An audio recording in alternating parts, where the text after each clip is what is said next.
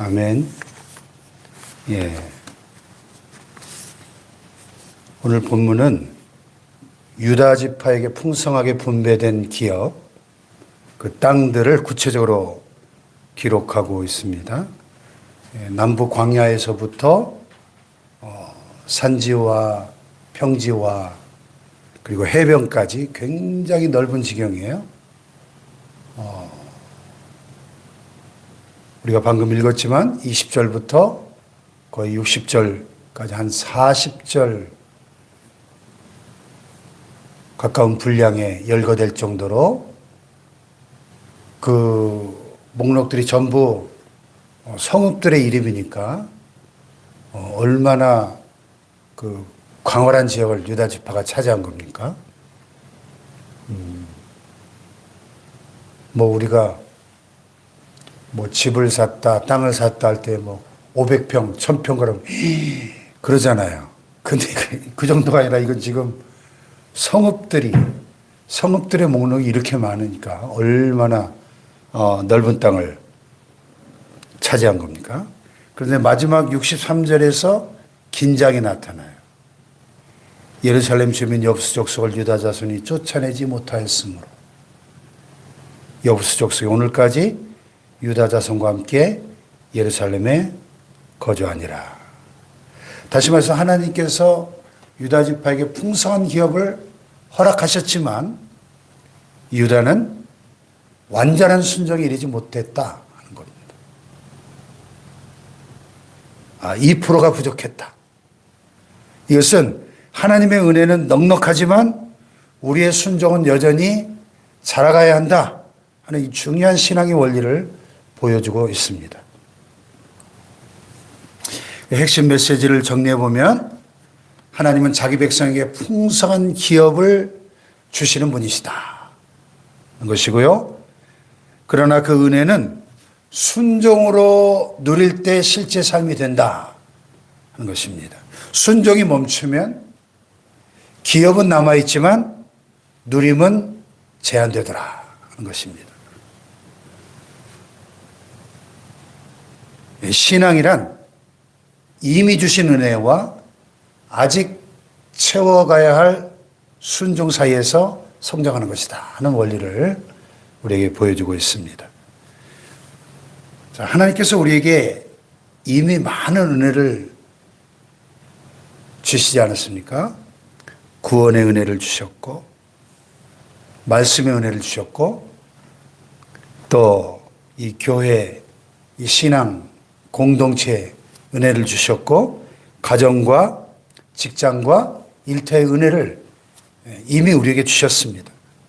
근데 가만히 돌아보면 왜 여전히 아직 해결되지 않은 문제와 반복되는 연약함이 우리에게 남아있는 것인가 하는 질문을 던지게 됩니다. 오늘 본문의 이 유다 지파는 풍성한 기업을 받았지만 그 땅을 온전히 점령하지 못한 불완전한 순종의 모습을 보여주고 있다는 것입니다. 그래서 오늘의 이 메시지를 정리해 보면 첫째로 하나님은 우리에게 풍성한 기업을 주셨다는 사실을 알아야 합니다. 이 유다 지파에게 주어진 이 땅은 이스라엘 12지파 가운데 가장 넓은 땅이었습니다. 가장 넓고 또 비옥한 지역 중에 하나였죠. 그러니까 하나님은 약속을 막연히 주시는 그런 분이 아니고 구체적으로 성취하시는 분이다 하는 것을 보여주고 있습니다. 오늘 여기 우리가 참 발음하기도 어려운 이 생소한 지명들 우리가 많이 보았는데요. 이렇게까지 성경이 우리가 듣도 보도 못한 이런 지명들을 이렇게까지 열거했을까? 우리가 족보를 읽을 때도 그런 생각을 하게 되는데 이게 도대체 나하고 무슨 상관인가? 이런 생각이 들지 않아요? 좀 읽다 보면. 이것은 성경이 신화나 전설이 아니라 역사적 사실을 기록한 책이다. 사실, 역사적 사실. 아멘. 네. 어제 어떤 유튜브에 보니까 성경은 역사적 사실이다, 이런 제목으로 우리나라의 아주 유명한 성서 고고학자가 젊던데 아주 그 이스라엘의 히브리 대학에서도 우리나라의 그 박사과정을 고고학으로 지금까지 공부한 사람이 통틀어서 자기가 5번째래요. 그 정도로 아주 희귀한 분야에 아주 석학이더라고요. 근데 그분의 그 강의를 쭉 듣다 보니까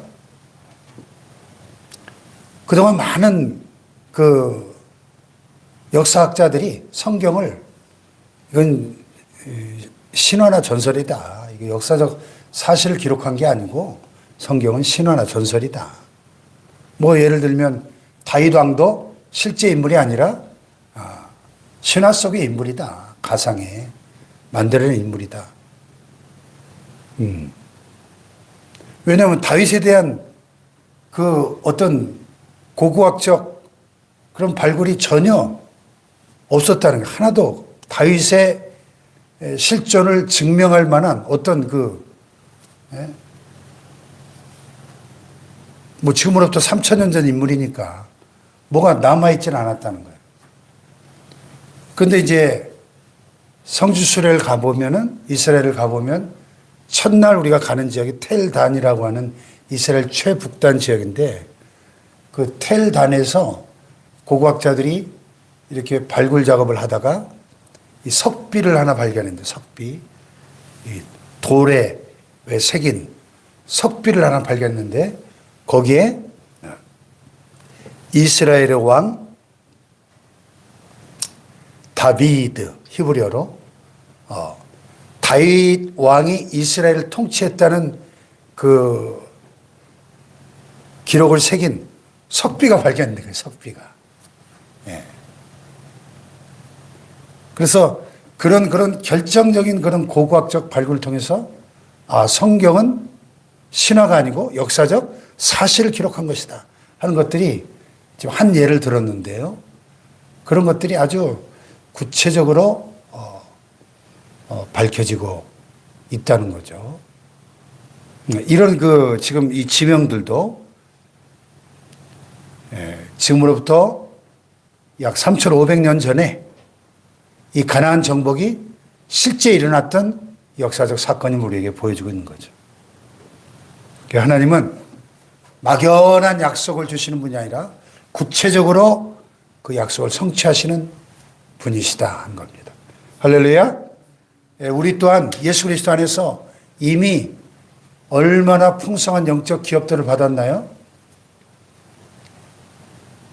우리가 받은 구원의 은혜 하나만을 생각해 봐도 이 구원의 은혜가 얼마나 엄청난 거예요. 천국의 그 영원한 기업, 그 무궁무진한 천국의 기업을 우리가 상속으로 받는 하나님의 상속자가 되었잖아요. 예. 에베소서 1장에 찬송하리로다, 우리 주 예수 그리스도의 하나님 아버지께서 그리스도 안에서 우리에게 하늘에 속한 모든 신령한 복을 우리에게 이미 주셨다고 바울은 외치고 있죠. 또 성령님을 보내주셔서 우리 안에 성령님이 우리의 마음을 성전 삼고 지금 우리와 함께 거하시는 줄 믿습니다. 예.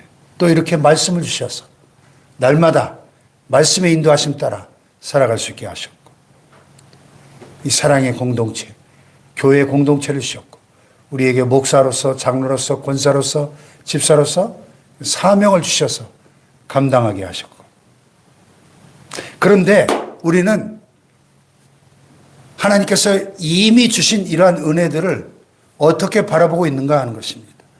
나는 현재 나의 삶을 하나님께 받은 기업으로서 감사하며 대하고 있는가 하는 것입니다. 오늘 하나님 우리에게 유다 지파처럼 풍성한 기업을 이미 주셨음을 깨닫고 감사할 수 있기를 축복합니다. 그러나 그 기업을 누리기 위한 순종의 빈자리가 아직 남아있다는 거예요. 순종의 빈자리.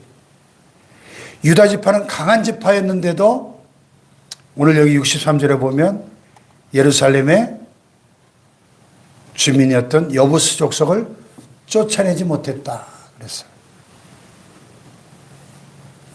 하나님의 땅을 주셨다고 해서 모든 것이 자동으로 이루어지는 것은 아니다 하는 거죠.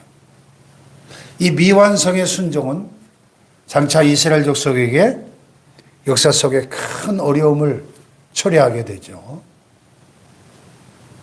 우리도 이미 은혜 속에 살아가고 있지만 여전히 다루어야 할 우리 안의 죄성, 또 끊어야 될 습관들, 또 여전히 우리가 붙들어야 할 순종이 남아있다는 것입니다. 그러므로 우리 스스로에게 한번 질문해 보셔야 돼요. 오늘 내 신앙생활 가운데 내가 여전히 하나님께 내어드리지 못한 순종의 영역은 무엇인가? 또 하나님이 오래전부터 다루기 원하셨지만은 내가 자꾸 미루고 있는 순종은 무엇인가? 하는 질문을 이 새벽에 던져볼 수 있기를 바랍니다. 마지막 세 번째로 순종이 채워질 때 그 기업의 풍성함이 실제가 되더라 하는 것이죠. 하나님이 이미 은혜를 주셨고 우리가 그 은혜를 순종으로 넓혀가는 삶을 살아가도록 우리는 부르심을 받은 것입니다. 할렐루야. 완전한 순종보다 중요한 것은 오늘 한 걸음의 순종이에요. 오늘 이 하루 우리의 한 걸음의 순종을 하나님은 원하신다는 것입니다. 순종은 하나님이 우리에게 이미 주신 기업을 누리게 만드는 열쇠인 줄로 믿습니다. 오늘 하루 우리가 하나님이 원하시는 이 작은 순종을 실천해 나아갈 때 하나님 우리의 삶을 실제로 넓히시고 깊게 더 풍성하게 해 주실 줄로 믿습니다. 자, 말씀을 정리하겠습니다. 유다 지파가 풍성한 기업을 이미 받았지만 순종이 불완전했어요. 2%의 불순종이 남아 있었다는 겁니다. 우리에게도 이미 주신 은혜가 풍성하지만 이 순종의 빛이 비추어져야 될 영역이 아직 남아 있다는 사실입니다. 하나님께 받은 기업을 온전히 누리는 길은 더 깊은 순종으로, 완전한 순종으로 나아가는 길이다 하는 것입니다. 할렐루야. 기도하십시다. 하나님, 이미 우리 삶 속에 허락하신 이